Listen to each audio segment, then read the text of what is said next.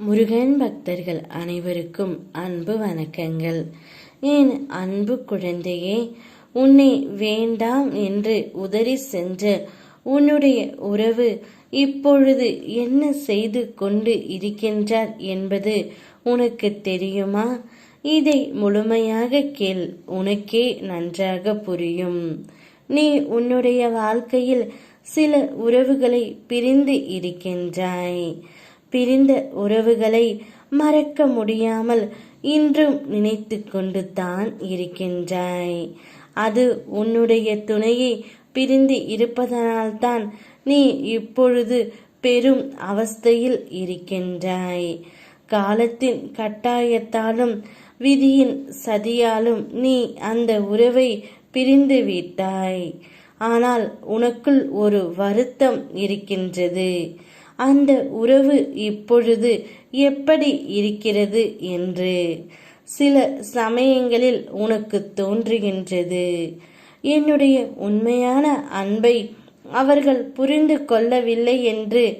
அதே சமயங்களில் அவருடைய உண்மையான அன்பும் உனக்கு புரியவில்லை என்று தான் தோன்றுகின்றது. இது காலத்தின் கட்டாயம்தான். உங்கள் இருவர் மீதும் எந்த பிழையும் இல்லை செல்லமே.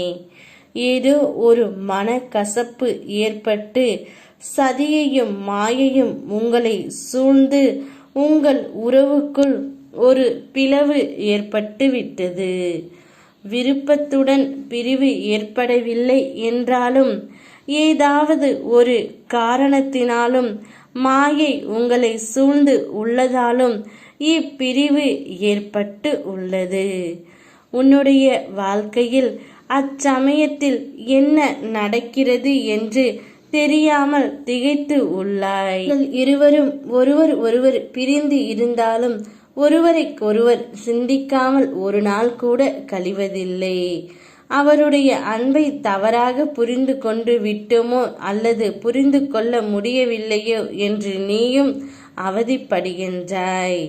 அதே சமயத்தில் அந்த உறவும் அதை நினைத்து அவதிப்பட்டு கொண்டு தான் இருக்கிறார்கள் செல்லமே. ஒருவருடைய வாழ்க்கை ஒவ்வொரு திசையிலும் சென்று கொண்டு தான் இருக்கின்றது. நீ எந்த உறவை நினைத்து இதுநாள் வரை வருத்தப்பட்டு கொண்டு இருக்கின்றாயோ அதே உறவு உன்னையும் நினைத்து வருத்தப்பட்டு கொண்டு தான் இருக்கின்றது. அதை நீ சற்றும் மறந்து விடாதே தங்கமே. ஓம் முருகா, யாமிருக்க பயமேன்.